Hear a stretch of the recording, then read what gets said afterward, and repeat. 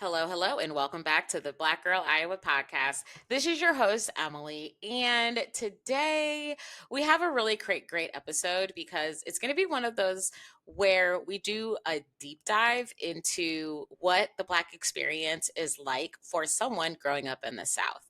So, a good friend of mine decided, she was ready to share her story, and we really kind of talk about what some of those similarities and differences are. And I think you guys are really going to enjoy the conversation. But before we get into the conversation, I do want to go ahead and start off with our Black Iowa fact. This one's really awesome because we are going to be talking about the legacy of George Washington Carver and what his connection is to the state of Iowa. So, the scientist and educator was born into slavery in Diamond, Missouri in 1864. He was taught to read and write by his mother at an early age before attending a school for Black children that was 10 miles away from his home when he was 11 years old. During his school years, he lived with a few different families and ended up getting a high school diploma from Minneapolis High School in Minneapolis, Kansas. After high school, he applied and was accepted to Highland College in Highland, Kansas, but was denied admittance when the college administrators learned that he was Black. Not letting the blatant racism stop him from seeking higher education, Carver was able to study science, art, and music in 1890 at Simpson College in Indianola, Iowa. As he began to develop his skills in research, a professor encouraged him to enroll in a botany program at the Iowa State Agricultural College, which is now known as the Iowa State University of Science and Technology. Carver was the first Black student to attend the university, and he received his Bachelor of Science degree in 1894 and a master's degree in 1896. Carver went on to teach in the agricultural department in 1896 at Tuskegee University. His ambition for teaching and research became national news as he helped establish a curriculum around agriculture that is still relevant to this day. As part of his research, he developed new uses for crops, including peanuts, soybeans, sweet potatoes, and pecans. Because of Carver, we have more than 300 uses for peanuts, including medicinal oils, and more than 100 uses for sweet potatoes, including synthetic rubber. For an extraordinary life, Carver encouraged many to be passionate about nature and agriculture. He is quoted in saying, "I love to think of nature as an unlimited broadcasting system through which God speaks to us every hour if we will only tune in to listen." Carver continued his research well into his 70s. In 1935, he died at the age of 78. After his death Tuskegee University opened the George Washington Carver Museum in 1941, where his life's work was displayed for future generations to learn about. Carver's legacy lives on at the colleges and universities he touched, and I am honored to dedicate this episode to him, his research, and his memory. So, again, got a great show for you guys. So, I'm going to go ahead and turn it over to the interview. After the interview, I will come back with final thoughts and a sneak peek into next week's episode. So, here we go. All right, everyone. So at this time, I'd like to introduce my guest. She was born and raised in Birmingham, Alabama, and has been living in Iowa since 2019. She is a graduate of Shades Valley High School in Irondale, Alabama, class of 2010. And she graduated from the one and only Tuskegee University, where she received her Bachelor of Arts degree in history in 2015. Right now, she is working on her Master of Arts degree in history from Alabama State University, and she is anticipated to graduate this December.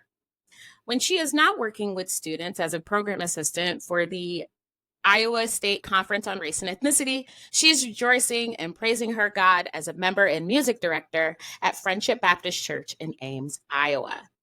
She is a newish mom and wife, and someone I've grown to love and appreciate as a true friend. When she was asked about what she loves about Iowa, she stated, "The community we have built, the friends that we have met through work and church all have similar goals as us. This group is our source of everything, including help, fun, and life advice. We have enjoyed our experience in Iowa with this group, and they are now a part of our family." So, everyone, ladies, gentlemen, and non binary friends, I'd like to introduce one of my favorite people, Mrs. April Finley. April, welcome to the show. Hey y'all. Wow.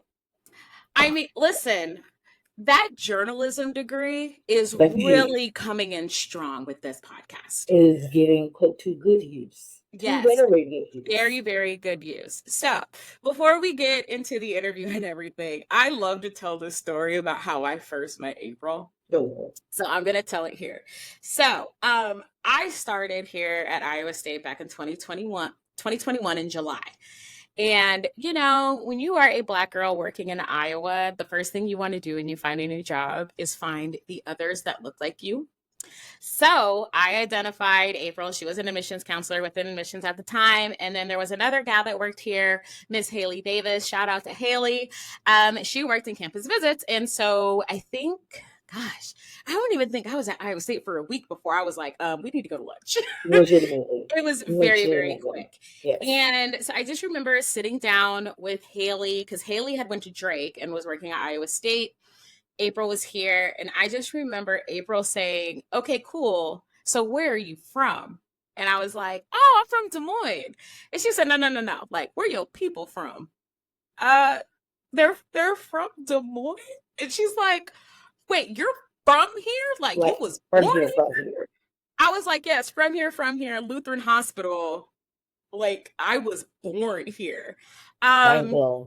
And like literally mind blown. But I think what kind of happened after that is like you started to kind of like understand or even like really grasp and like really be intrigued and want to know about my experience, which I thought was really awesome. So like, and I feel like from there, it hasn't necessarily been like well, we don't do that in Alabama. Well, this doesn't happen in Alabama. It's more so been like, okay, so tell me more about living in Des Moines. Wait, you've only had one Black teacher your entire life? How is that possible?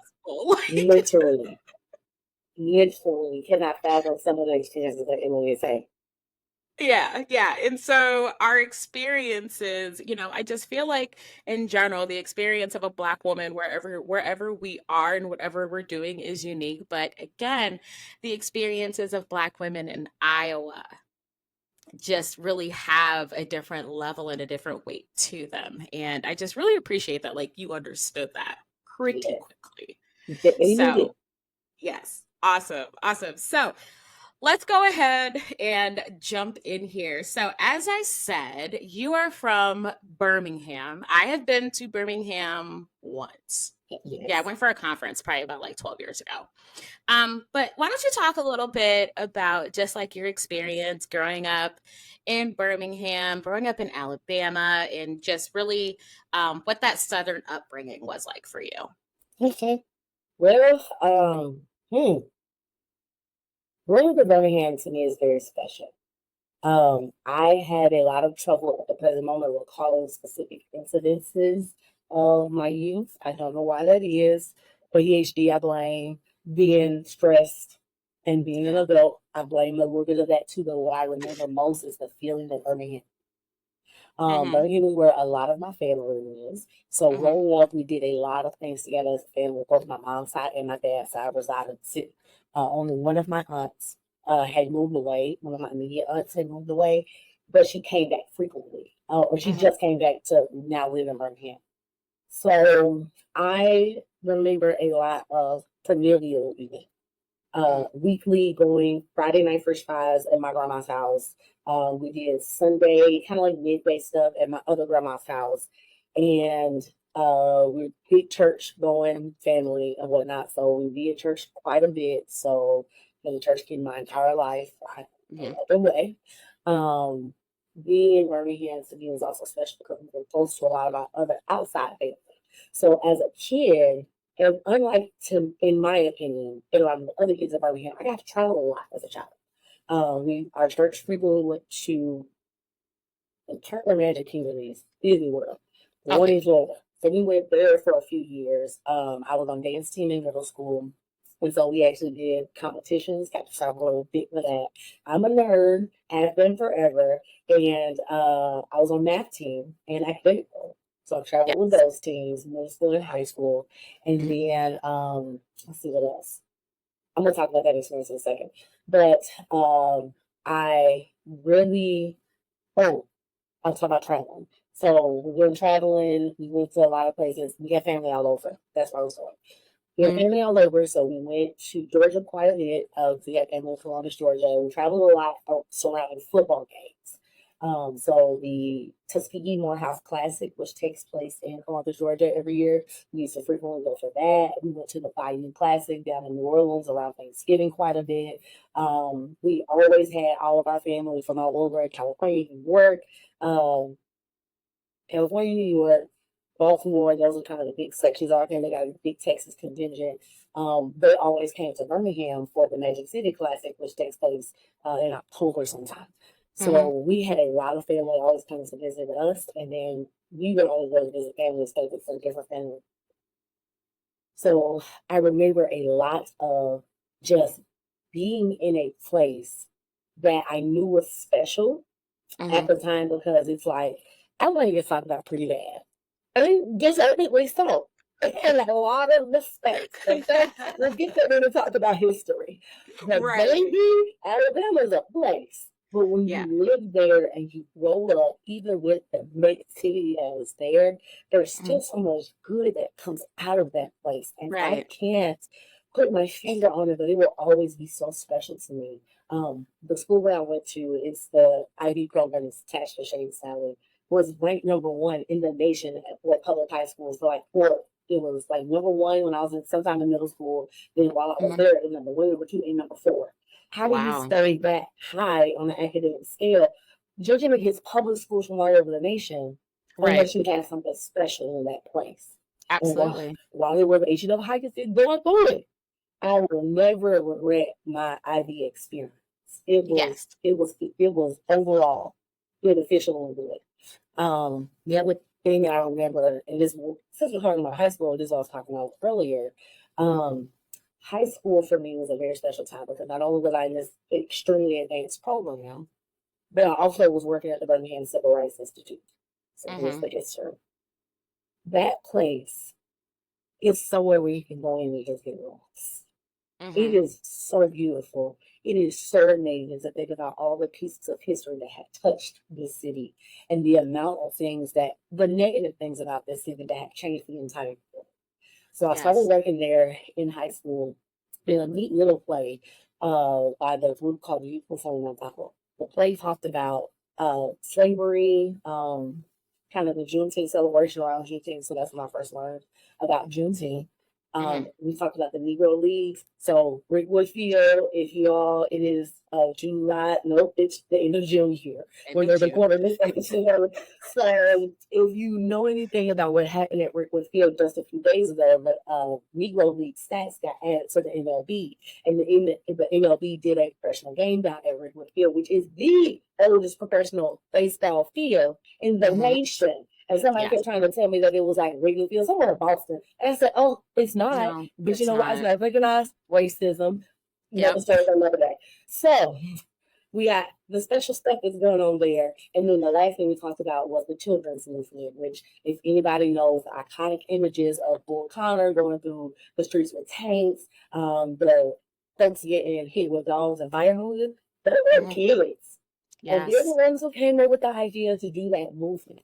But Yes. actually, was not an adult idea. Adult implemented, but not Mhm. their idea. Mhm. So learning about those things as a youth was very impactful on my life. Mhm. And while I know Birmingham has a lot of negative things, it's a little hungry.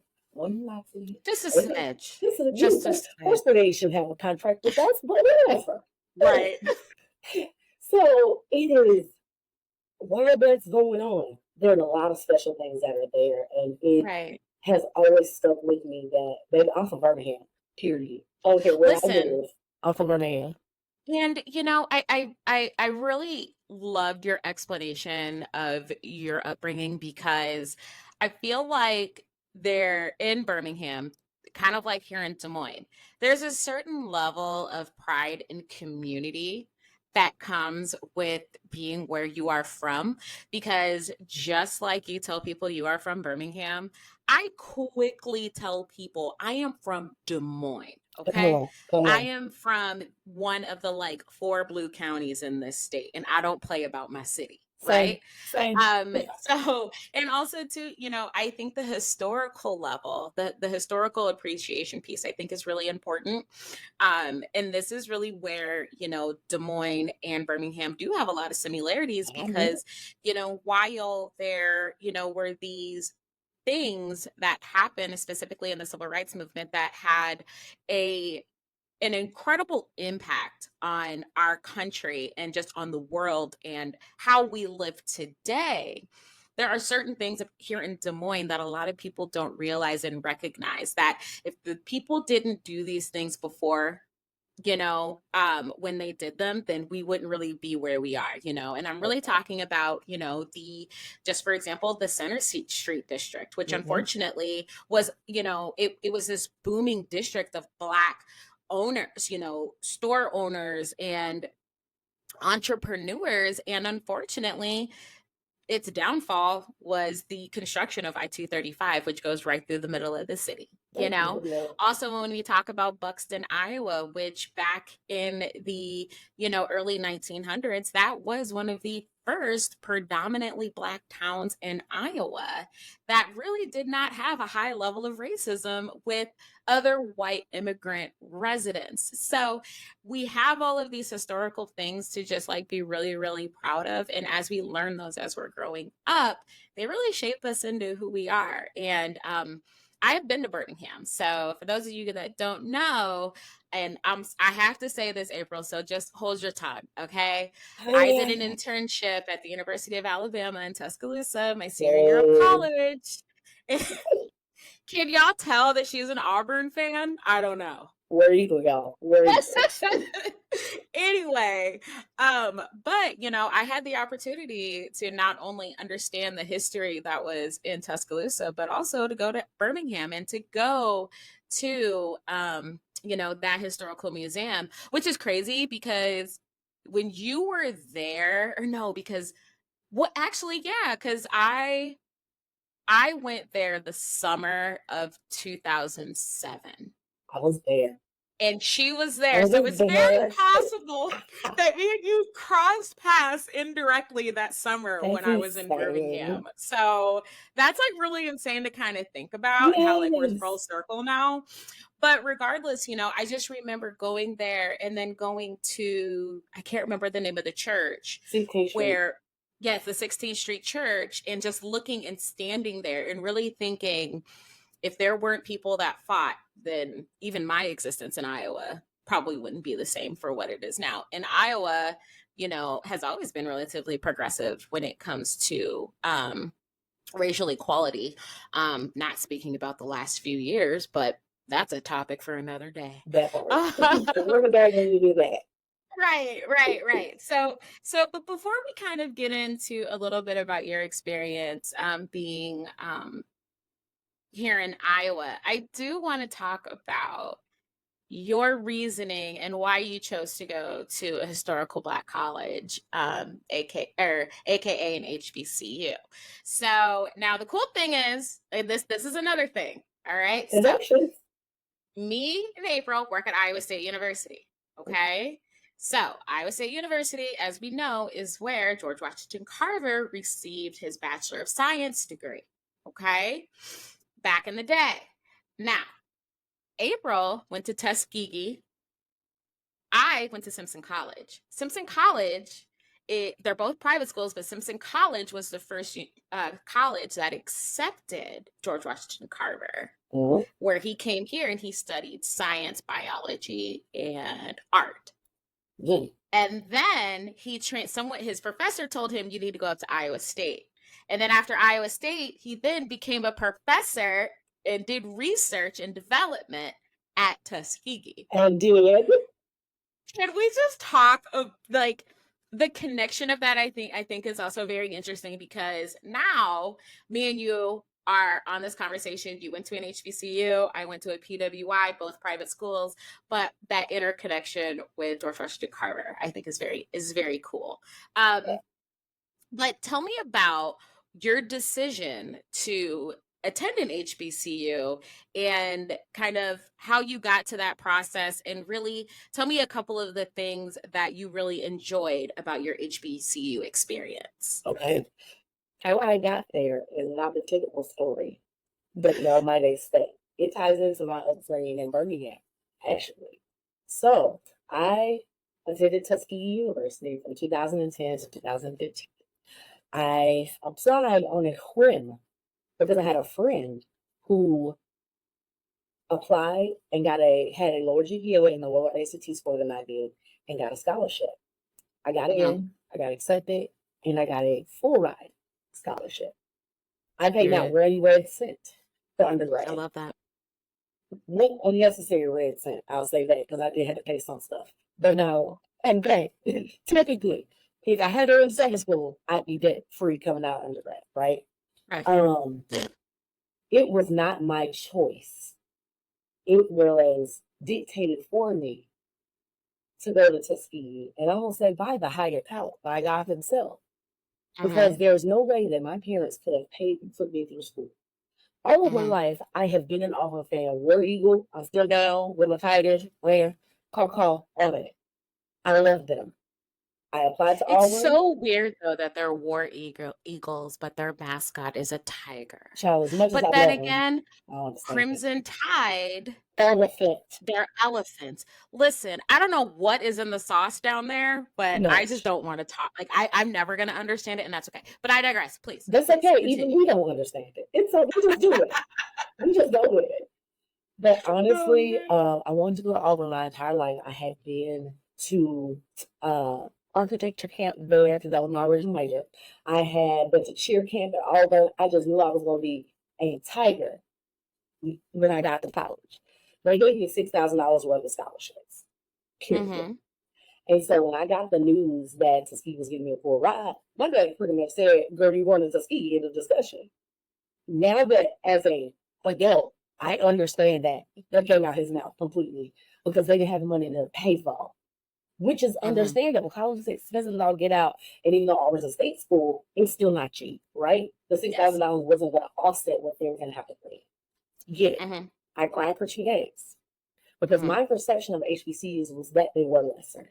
It was the general perception of HBCUs or the general perception of Blackness in this nation that made me not want to go to an HBCU that actually valued me. And that is a really interesting point considering you were born and raised in Birmingham. Ain't it though? Ain't it though? That is so wild because keep going.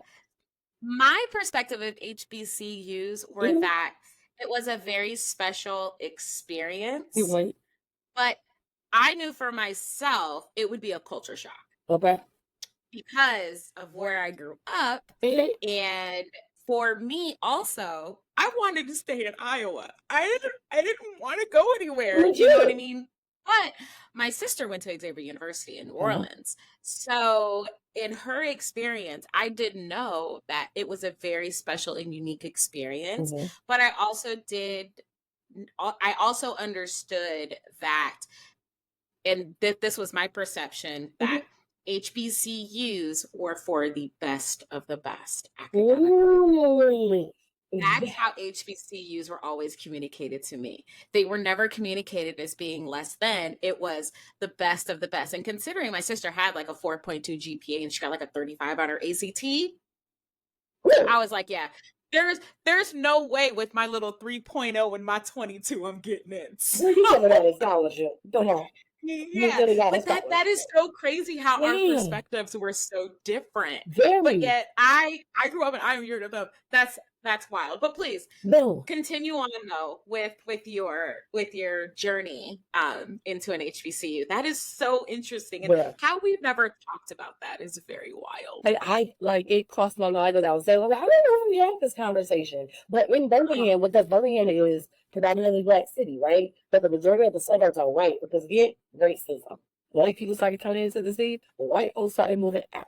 So and I went Correct. to a county school. Chase Valley is a county school, and within Mhm. Chase Valley, Mhm. there's the Chase Valley big school. There's the IB, the smaller school. The IB school was Mhm. predominantly black. So I was one of Mhm. 14 in my graduated class out of about 7. And so when you think of all the Wow. insidious comments that you hear in those situations, oh, Shays Valley is ghetto, it's majority white. And let me don't, let me go into the city because it's this. The news projects a certain image of Birmingham being kind of lesser than, and they talk real bad Mhm. about places like Miles College, places like Alabama State University, places like Alabama A&M, which are kind of the closest HBCUs to us. When that negative perception is all that you've heard your entire life, even though that blackness is great, and you go to church with a whole bunch of people who are successful and have graduated from these schools, that's how I knew racism is insidious. Because even though I had the living examples in front of me, my immediate reaction was that it was still lesser. Yeah. Immediately. Yeah, that that is so wild to me, and it's just not something that I would have really expected. Like I said, my reasoning for not going to an HBCU Mm-hmm. again is because I just didn't think I was academically competitive enough. Mm-hmm. And the closest one here is in Lincoln, Missouri. Mm-hmm. And I'm that's not close. listen, That's not close. I the idea of leaving Iowa and leaving Larry and Doretha, I couldn't handle it at 18. So Understand? for me, it was definitely that. So, Yeah. but since me and you have kind of, become friends and really learned about each other, I really love you talking about your HBCU experience because I feel like for you, while you didn't think it was in your path, God willed it. And just like with me, probably your HBCU days were probably the best and worst of your life The because it's please. college. 5 years So of bliss. I love every second yes, of it. And yes. So and you were very well versed in choir. So do you want to kind of talk a little bit about that and then how you built community? absolutely, so the notion of it being lesser was immediately shot once I got down to see it and experience it for myself. So it became where these people who can't get into anywhere or go to schools like Miles at Alabama State or Alabama A&M and Tuskegee. But those places invested in those people, and those people are on a trajectory that's going to place them in higher places than they ever thought they could achieve. So when I tell you I Correct. saw that for myself, it just open Hmm. house. I was just like, okay, Hmm. cool. We're gonna be all right down here. So I got Tuskegee. I immediately joined the well-renowned Tuskegee University Golden Voices Concert Choir while staying out in my freshman year and and had a I love it. lot of positions. Hold on, I was in there. I was in his at a point. I was our orientation leader, so helping the new students get acclimated, taught the history of the choir to the kids, all the section leader, everything, right? And so they're not experiencing choir. Actually, have to experience a lot of different things. So HBCU choirs typically do like fundraising tours throughout spring break. And so my second spring break at Tuskegee, we actually went to New York City. We sang at Carnegie Hall. We got to go see the Empire State Building. I got to go see my first on Broadway, like actually on Broadway. Got student tickets for Uh-huh. Kurt Invest. The Alderman Gangland, Alderman Daniel. McDonald's. Let me get right. Arthur Yes. McDonald or Yes. Norman Lewis were the stars. I'm crying. Oh, My eyes I bet that was popped. amazing. And And, I can believe that you cried because you cried every night. and So so, but I went running yeah. since day one. Fair and Yes. blue. Fun fact about April, she is an absolute crybaby. 100%. If I don't cry for that in this episode, we got to start over. Oh God. Oh. No, girl. So we got a chance to do that. I got a chance. Having my highlight of my college experience was seeing Lori on the Edmund Pettus Bridge with Conan and John Mm, Legend. Then mm. I worked. We'll talk about that in a Okay. minute. I still have no words, and it's been 10 years. I Mm, still have no words. But yeah. Tuskegee, however, community, a lot of that came from my first choir experience. I'm a very active person and always have been. So I was involved in a lot of different organizations on campus. So my biggest community was from choir. The friends that I Mm-hmm. gained through that organization. My freshman year, I was in architecture, so that was already a very close-knit community because we were Mm-hmm. constantly in the studio together. So we had that. We had different state clubs and other just fun things to join. And so I did like our freshman talent show.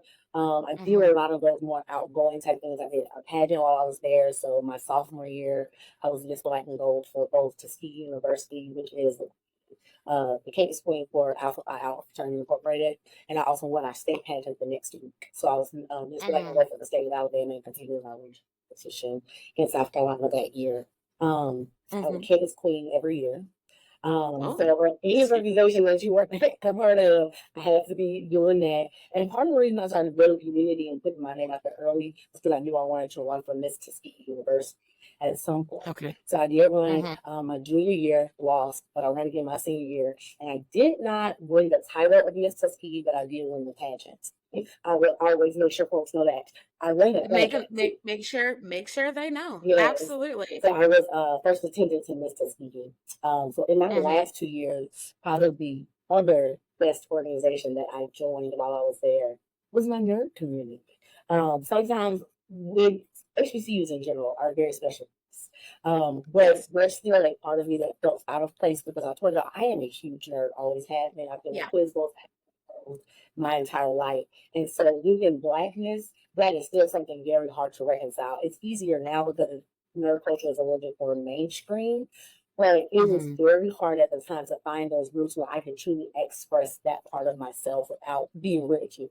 And I kind of hated Right. that. I've always hated that. Right. So my first senior year, I was there for 5 years. My first senior year, I said, I know this team exists. I'm going to try out. Nothing's going to stop me from it. So I joined the Honda Campus All-Star Challenge team, which is our Mm-hmm. quiz bowl equivalent kind of academic bowl at Tuskegee. It exists at lots of different HBCUs. There's a national Mm-hmm. competition, all that good stuff. But that's where I feel like my biggest sense of community, even more than my choir folks, came in. That is actually how I met my husband. So he was Yes. on the team. Yes.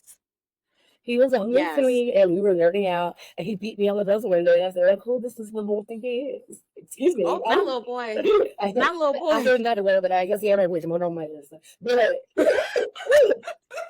boy, but I said, "Who does he think he is?" Excuse me. I'm the best person on this team. I'm the quickest on the buzzer. I know all the things. Let them know. Baby, he beat me, and he beat me Yeah. good. And the rest is history. And 5 years And the later, a rest little is kid, history. we live in Iowa. I love it.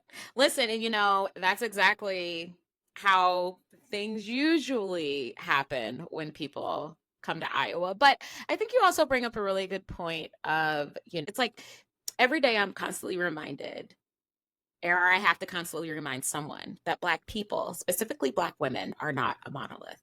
We do not fit in a box. We have so many different things that we enjoy, Mhm. things that we love, things that, we are passionate about. Mhm. And, I feel like, and I even said this, I says, like probably like within like the last like 4 or 5 years, even for me, I have been a lot more open with the things that I enjoy that, the quintessential stereotypical Black woman doesn't enjoy, Mhm. like, so for me, so you said, you're into, quiz bowls, you're a nerd, Star Wars, Harry Potter, all of these other Yes, things. God. For me, I may not be into quiz bowl, choir, and yarn, but I absolutely am, a Star Wars nerd. Come I on. love Harry Potter. I'm a crafter as well. I like to Yes. journal. I like to play with stickers and all these other things. That part. And I really think that, you taking it upon yourself to also not only find those communities, but also engage in them, Mhm. especially like when you were in college, like, girl, because my college experience, and this is really where, we can definitely talk a little bit about just like the differences between our Yeah. experiences. So, with you going to an HBCU and me going to a PWI, granted, I was, close to home and everything like that, but it was actually kind of hard for me to find community a little bit. And For that's sure. because, granted, I was lucky enough to go to school with two of my best friends. Mm-hmm. But at the same time, when I got to Simpson, there were 6 incoming Black freshmen. And Total? again, 3 of us knew each other. Yes. At the time, there were less than 50 Black students on campus when I enrolled and started at Simpson College Like in the I said, fall of 2004. look Okay. awesome. So finding community was incredibly hard because, there were only so many of us there. Mm. We were all spread out between, different living spaces on campus, different levels in school, different activities and things like that. But there were those times where when we would all come together Mm-hmm. that I finally felt normal, Yeah. because my high school was incredibly diverse. I Mm-hmm. went to the one and only Roosevelt High School here in Des All Moines, right, class of 2004. Come on. Okay. I mean, if you know, you know. But anyway, and all of my friends are Black. Yeah.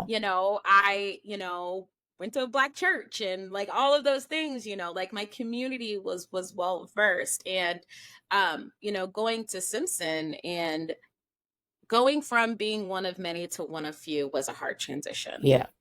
And that's also where I started to really realize and recognize that people may like me, but they not be for me. Ooh. And that is really where I feel like I learned a lot of lessons in being very careful with who you integrate into your circle. And and it was a fight. Granted, I had a wonderful time at Simpson. I went to, and I was a legacy student as well, since my father had went there 30 years prior. But at the same time, that experience really helped me understand how institutional racism works and how those ideologies are taught within a family as opposed to something that people are inherently born with.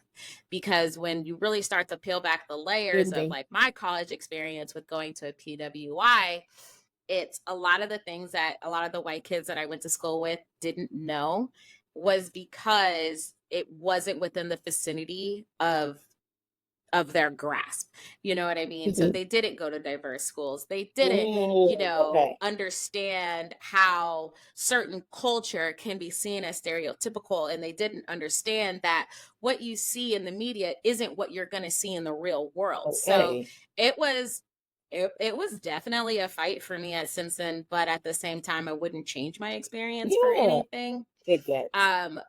Because of the person that I am now. But again, the community aspect is very different. So yeah, I think, your HBCU experience and my PWI experience are different.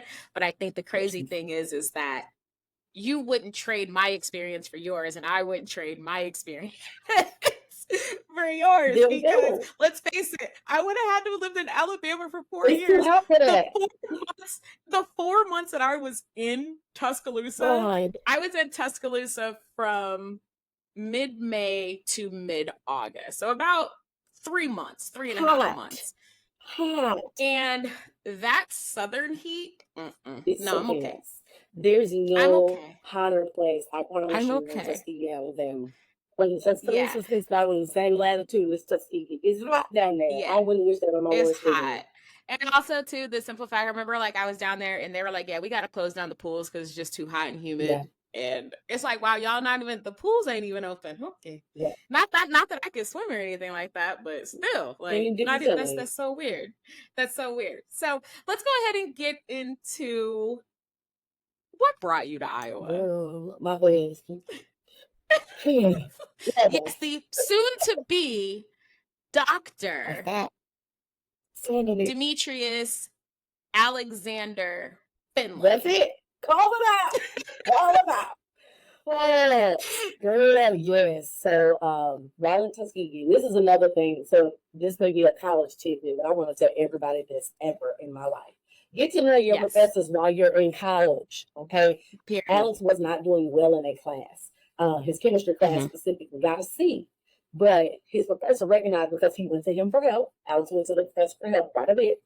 Recognize how Hmm. smart he was and say, I can work with that. And you work hard, I can work with that. Because he pulled his grade up from lower than a C. I ain't gonna say all it was, but it wasn't a C. But he got a C by the end of the semester. So that professor ended up taking him under his wing, introducing him to research while he's at Tuskegee, paid for his master's at Tuskegee, and sent him here to his PhD professor, Dr. Klaus, to do his PhD in organic chemistry.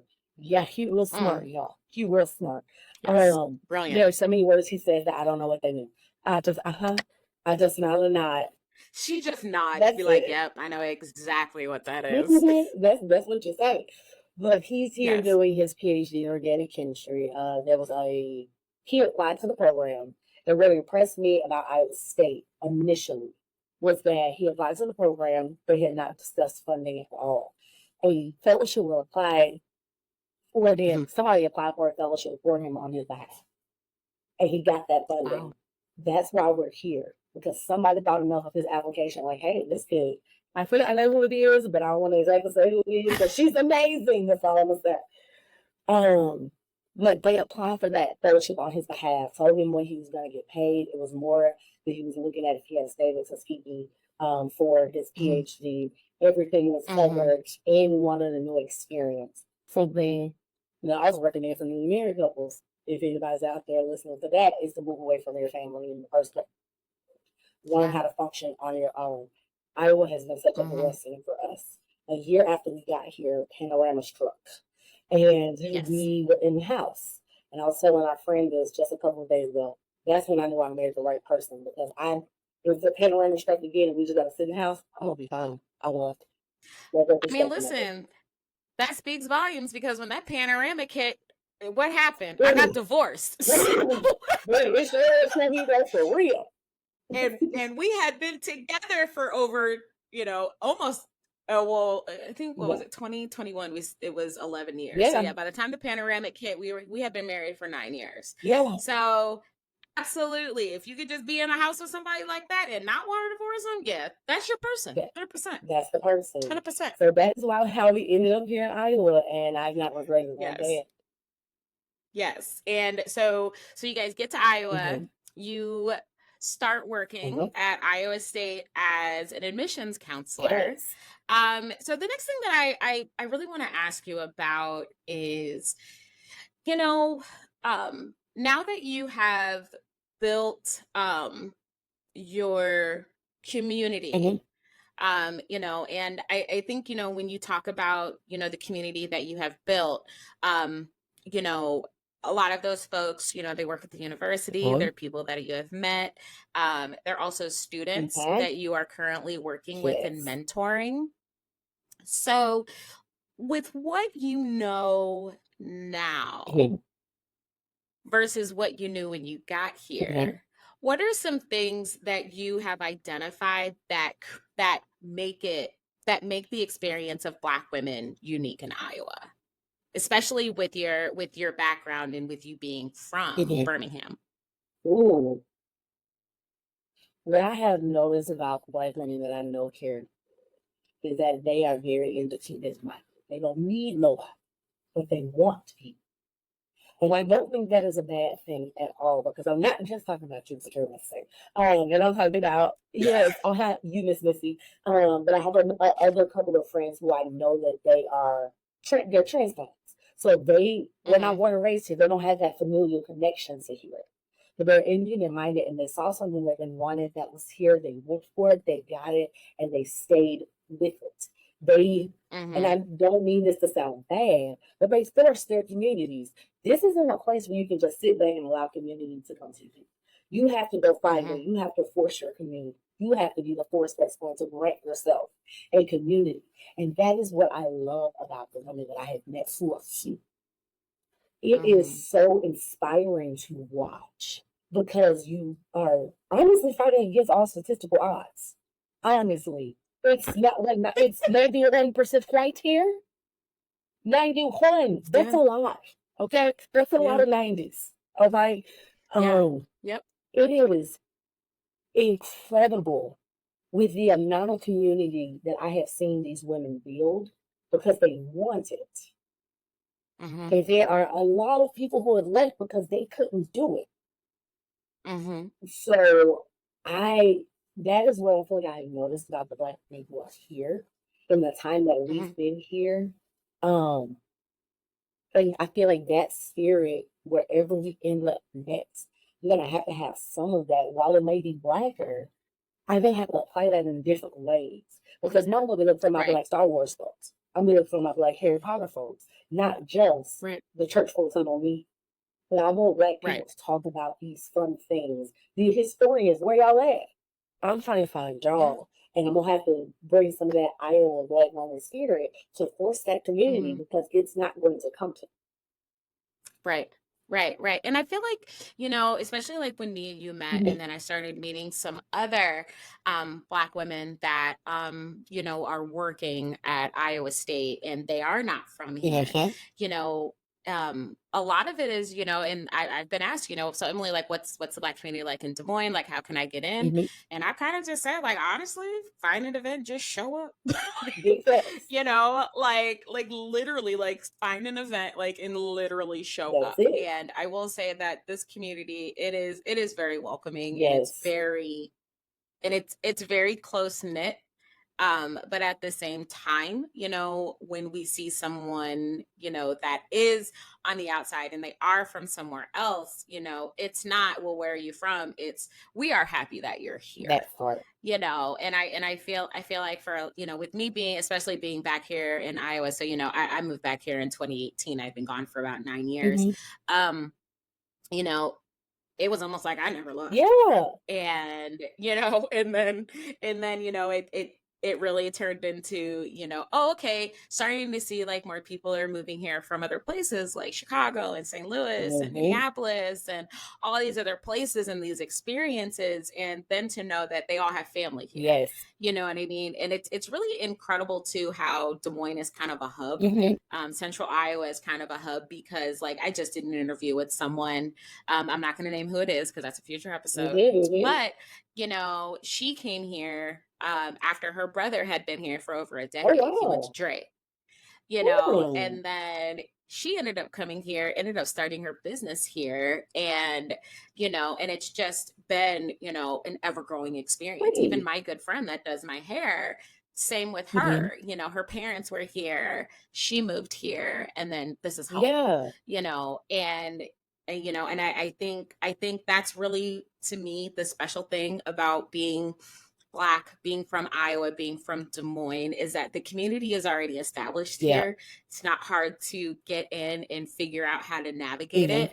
Um, and then it's almost like there's always that extension, Mhm. of, oh, so so and so, so and so. Like, even now, I have a lot of situations where I'll meet people, and especially, when people find out that my dad is a teacher, and Yeah. all of the schools and programs that he has worked at over his 46-year career with the Des Moines Public School District. I run into people all the time that had my dad at some point in their school careers. It's insane to think Even about. now, yeah, like, even now, I know people that's grandchildren No. are in a class with my father now. Yeah. It's wild to think about, but I really wanted to ask that. So do you see like similarities then Mhm. with, the Black community in Des Moines versus, or in Ames, Mhm. uh, versus like where you grew up in Birmingham? In some ways, I say in some ways, and I think it really comes from where our community grew from. So, as a Mm-hmm. child, my best friends were at church.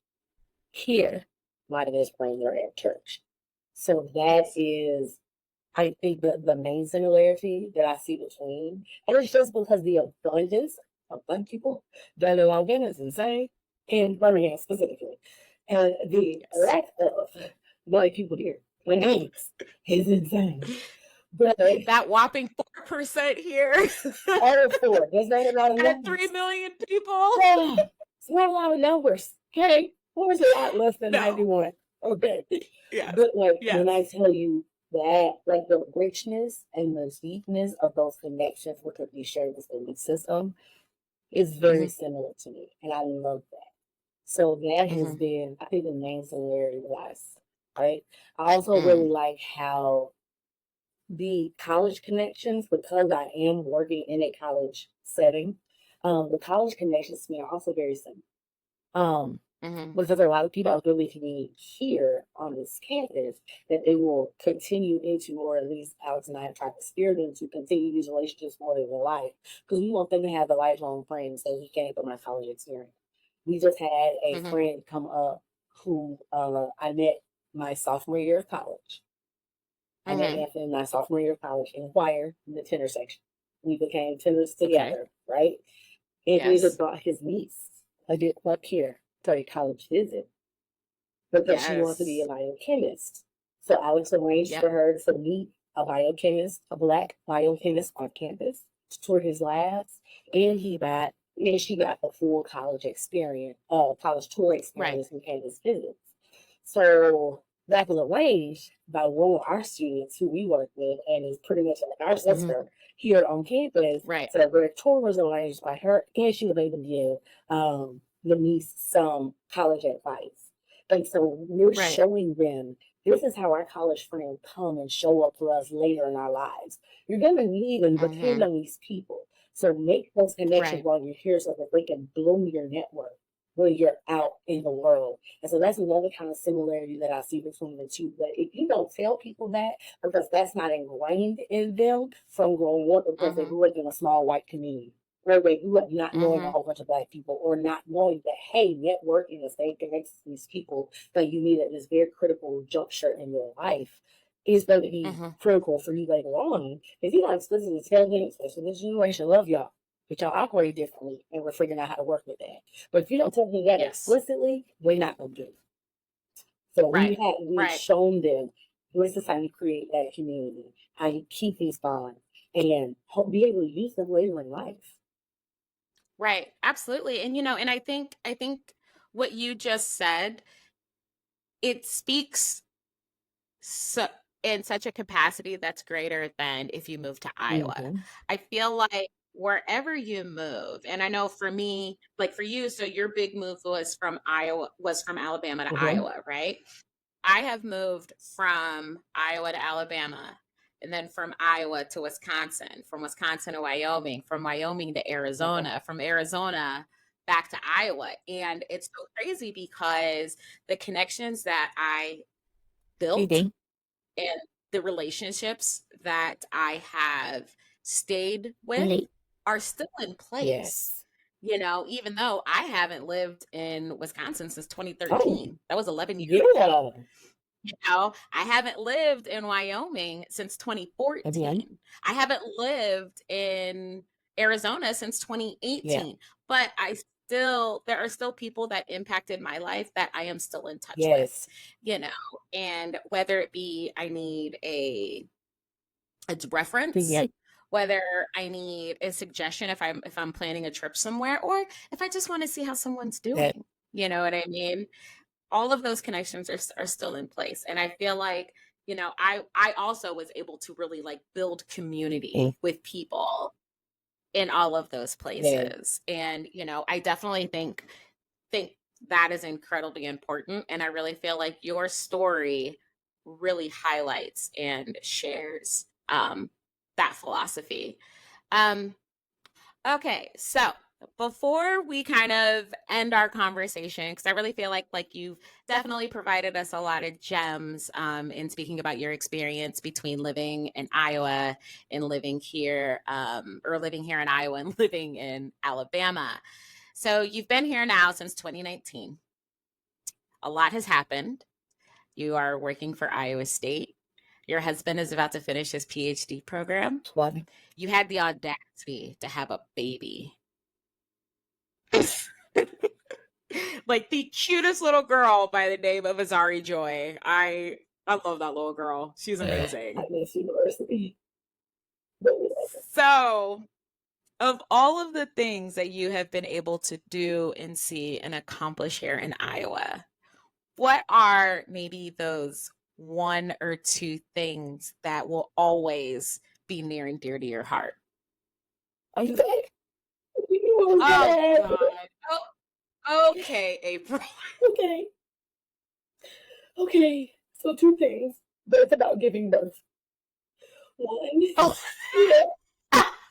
okay. I love Yeah. it.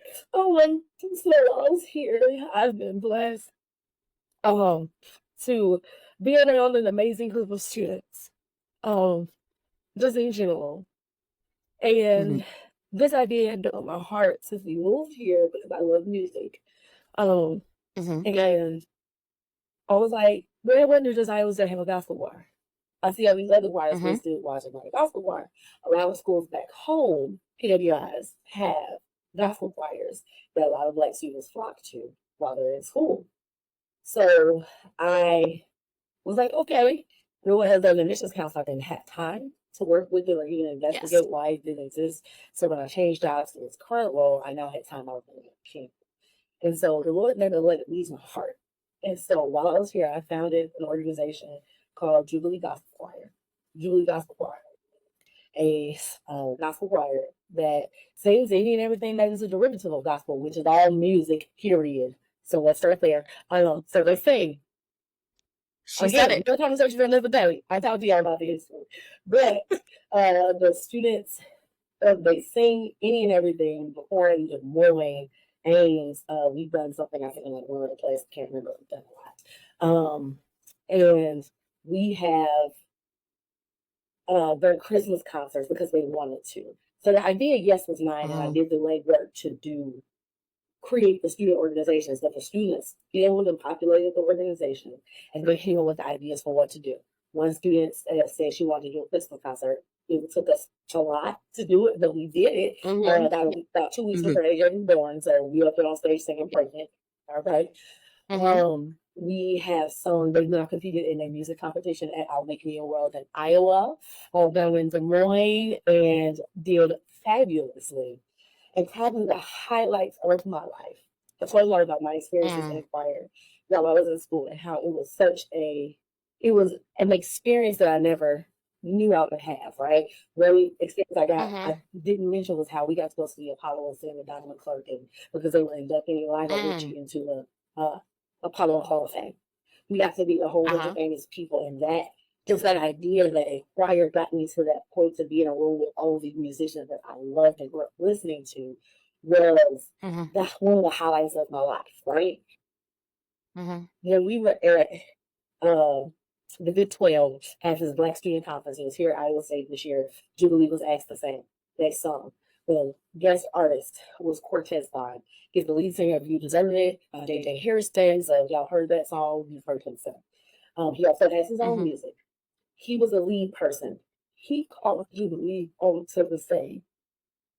And I've mm, never had a better moment than watching your kids go mm. up there, praise God, and just get to see somebody famous. That was Yeah. a dream that I secretly had for them. I was trying to figure out how to make it happen. And God made it happen. Right. I've Right. never been happier. And I know that that's crazy saying like kid and husband and all that stuff. Oh my God, them babies. They got to sing with somebody famous, and that's something that they never thought they would do. Yeah. Well, and I think also what I've noticed about you, April, in this time that I have known you is you are one of those people that your experiences have had such a great impact on you. And so the experiences that these students have the potential of having while they are in college, you want to make them happen. Because what happens with those experiences is they create lasting memories. And those lasting memories have a way of really dictating how we see the future and the things that we do in the Chit future. chat. Um, I think I think that that is incredibly important.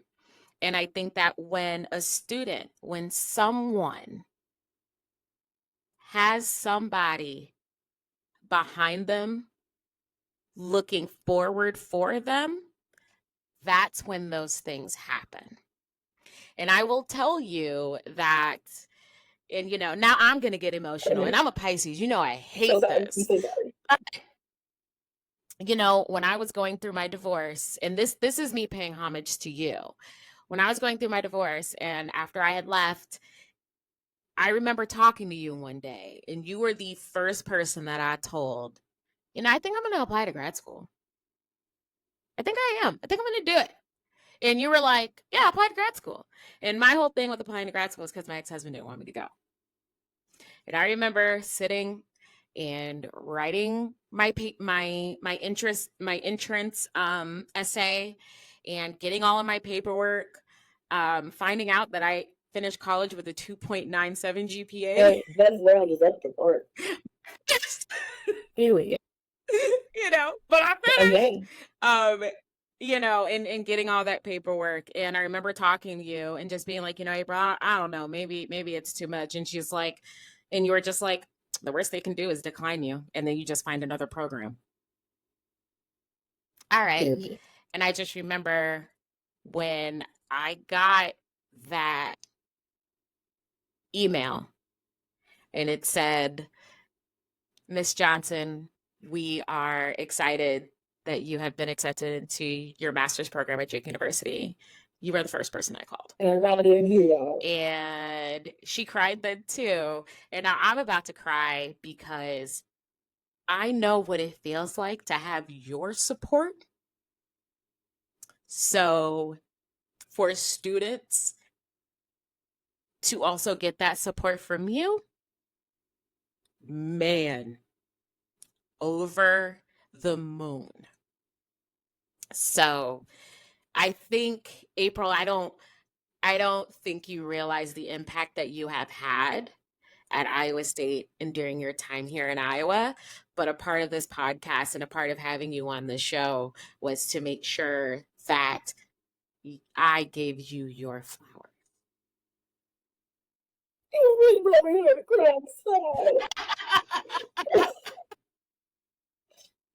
Ladies and gentlemen, this is the first time I have cried on this show. It probably will not be the last, but this is why these conversations need to happen. And I feel like your support is a great representation of what it's like when Black women support Black women. Point blank, period. Yeah, you weren't ready for that one, were you? I had it, listen, I knew there's a rhyme and there's a reason, but yes, your impact here has been incredible. And again, I'm so blessed and happy that you were able to come on to the show. Because again, and you already know this, and I've talked about this on the show, this show would not have happened had you not encouraged me to present at the Iowa State Conference on Race and Ethnicity. So again, your impact has a lasting effect, and it will always have a lasting effect on me. Okay, she's still crying. I'm not going to be okay if I'm going to die at least. All right. So, April, where can people find you to follow you, to follow your journey? Okay. I'm going to roll out the red carpet.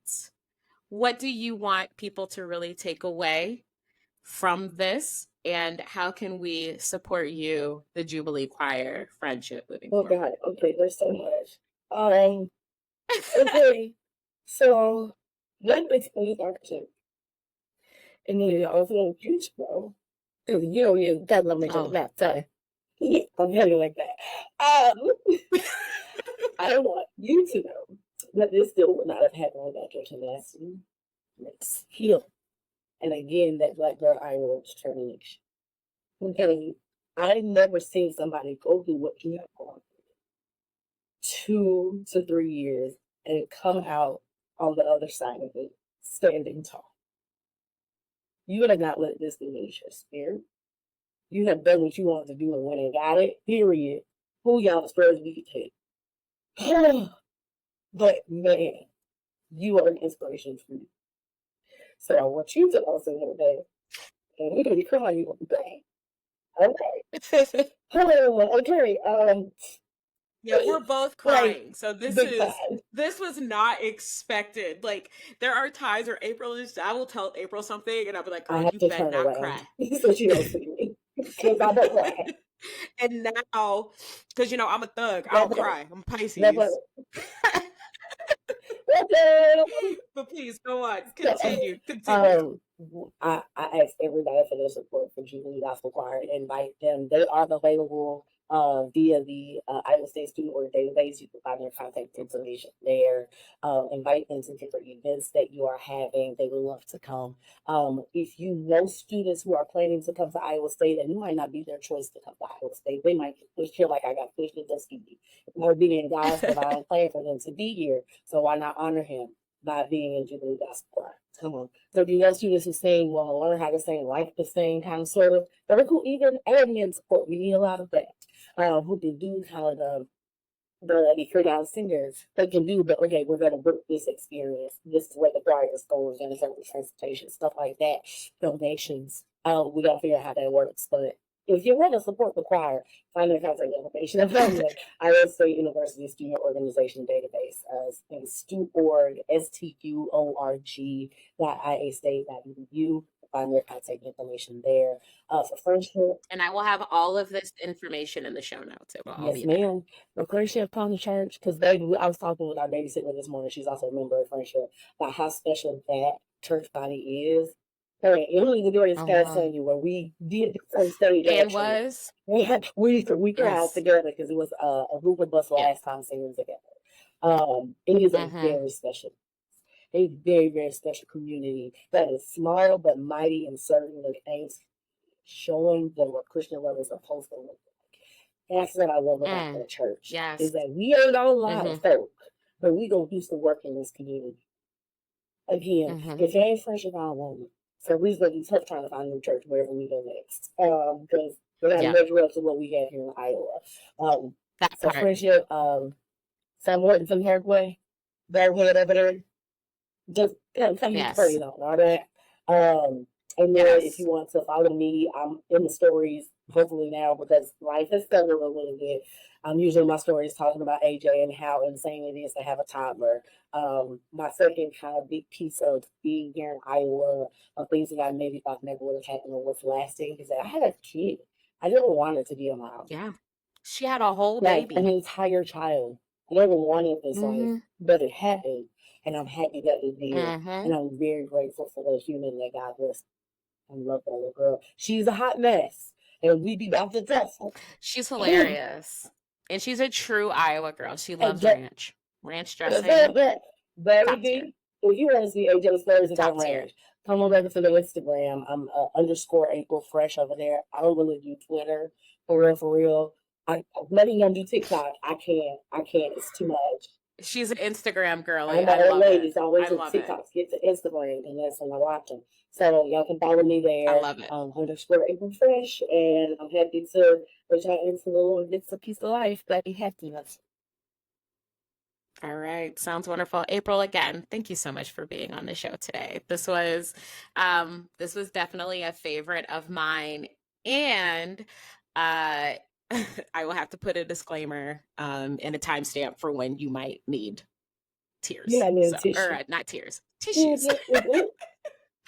Definitely. So, all right, everyone. Well, again, April, thank you so much for being here Thank you for today. having me. As for the show, we're going to go ahead and wrap up. I'm going to come back here in a minute, talk about a reflection, and then give you guys a sneak peek on the next episode. So, stay tuned. What an episode. So, first, before I kind of get into my thoughts on the episode in the interview, I do want to make sure that I thank Mrs. April Finley again for just taking the time and having that conversation with me and really getting a better understanding of what her upbringing was like. And not so much like comparing it to mine, but just really seeing and understanding our how we are brought up does kind of have a dictate on how we move through the world as adults. But also in that, for something that I may have seen as a challenge wasn't necessarily a challenge for her, and vice versa. Especially, I think I had mentioned about how, in my entire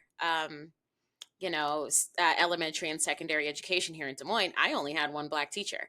And for April, that was never the case. So, it's always really interesting to hear stories like that from people, and just to get a better understanding of what life was like for her growing up.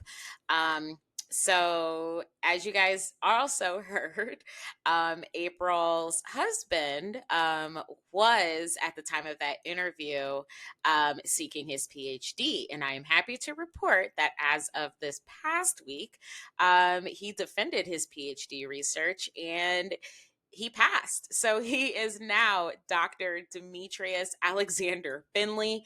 And the family, even though we wanted them to stay, they are off to a new adventure and they will be moving to North Carolina. So, but that does not mean that I'm never going to see Alex, April, and AJ again, because of course I am. And I've got a couple of friends down in North Carolina. So, actually, I have a lot of friends in North Carolina. So, obviously, it's going to be time for me to plan a trip and see everybody. But I took a few notes on this week's episode, and a couple of things that April said just like really hit home to me, and things that I didn't necessarily really think about. And the reason is because, I have had the opportunity, I've lived all over the country. So, okay, I can't really say like I lived all over the country. So, I lived up in Wisconsin for about 3 years with my ex husband. I lived in Cheyenne, Wyoming for about 10 months. I lived in Yuma, Arizona for 5 years.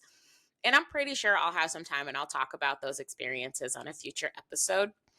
But the way in which that we really talked about building community where you are.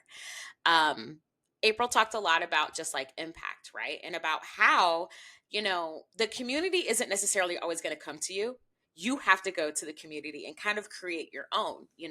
So for her and her husband, Alex, it was really important for them to build that community, because not only are they in a brand new space and place, they're also newly married. So, just really making sure that you have people around you that are going to celebrate your successes, be there when you have lows, and just really make sure that you are growing in the right direction, I think is incredibly important. But there is something that April said that really hit home for me. And it was, she said, in reference to Black women here in Iowa, she said, "What I have noticed about Black women, that about the Black women that I know in Iowa, is that they are independent minded." And I kind of like, I've been thinking about that quote for the last couple of days and really trying to understand really what that means. And I think the reason why Black women are so independent minded here in Iowa, in Des Moines, in Cedar Rapids, Iowa City, and all the other places that we are, it's because we already have an idea of what our society thinks of us. And therefore, I know for myself personally, no one gets to dictate how I feel about myself or what I do but me. So, it doesn't really make a lot of sense for me to look to someone else and what they have going on and want to copy and duplicate that. And I really feel like when we do that as women, we do exactly what April said. And that was, you build a community that is going to be good for you. That's, you're building your own village. You're finding people that are going to be able to support you, but in turn, be able to support people. I think one of the greatest things that I love about April, and I said it on during the interview and I started crying about it, is because she is someone that found community, but then also made sure that she was also opening the door for others to find community and bring her in as well. Best, example of that is what she did in developing the Jubilee Choir. And the Jubilee Gospel Choir, I'll have all the info for you guys in the show notes as per usual. But the thing about that choir and about that experience for those students is, when you are a student and you have a special relationship with God and you want to praise and worship, those avenues might not always be there at a public university. Not like that they are at a private.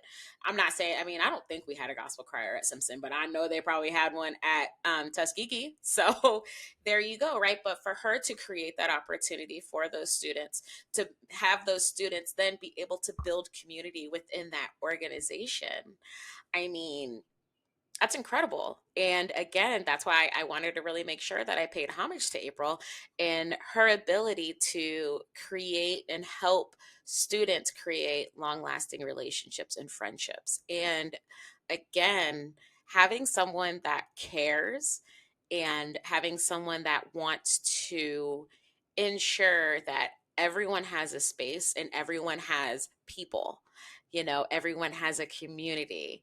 I absolutely love that. And I know what that's like too.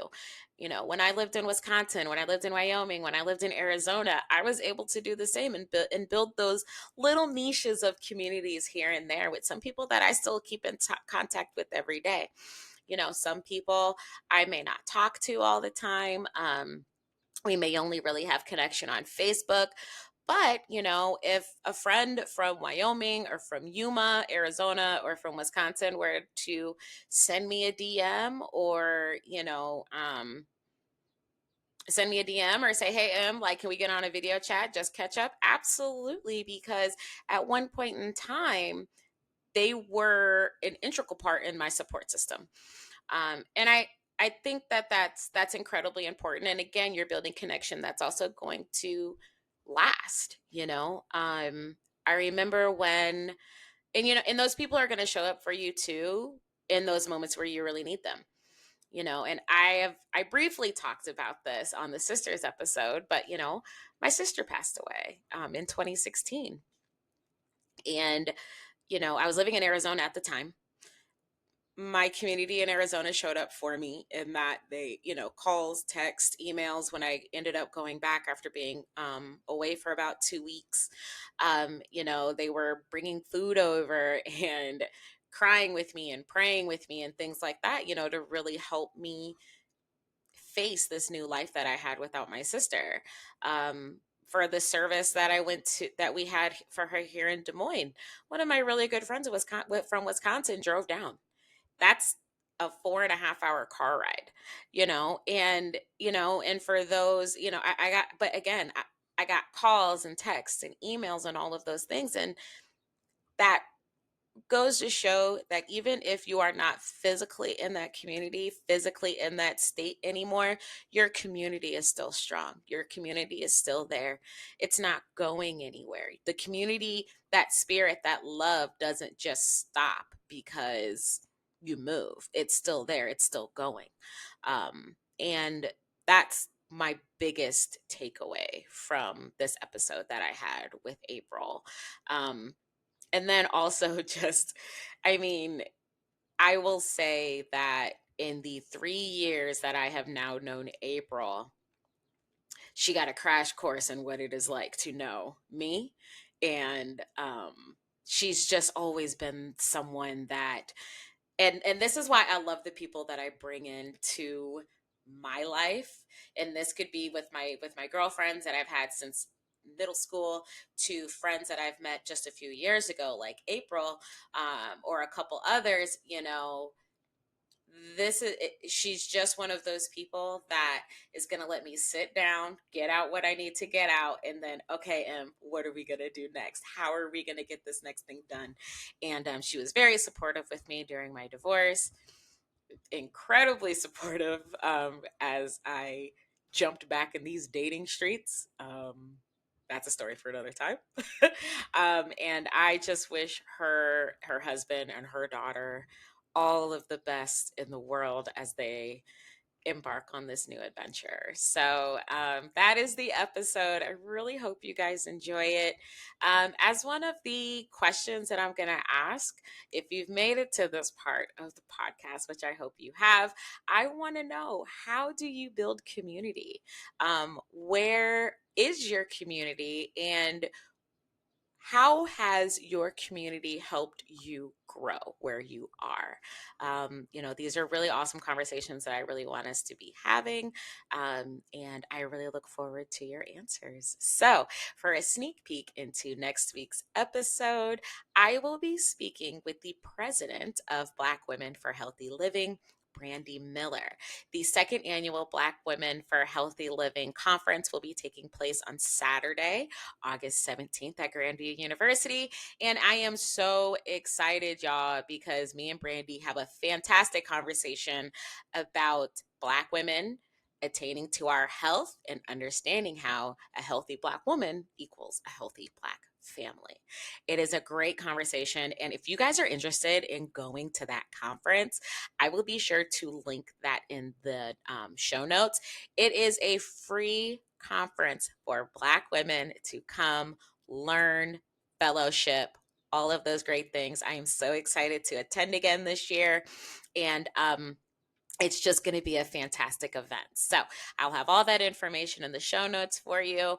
If you haven't already, please make sure that you follow this podcast. It's available on Spotify. It is available on Apple Podcast and Amazon Music. Follow, like, share, subscribe, all of those great things. New episodes are released every Monday at 11 a.m. Central Standard Time. And don't forget, every Wednesday, an audio-visual episode, an audio-visual version of the episode will be uploaded to my YouTube channel. All right. So again, thank you so much for coming back and supporting the podcast. Cannot wait for you guys to check out the next episode and some other fun bonus stuff that I have coming up. All right. So this is Emily with Black Girl Iowa, and I will see you guys on the next one. Bye.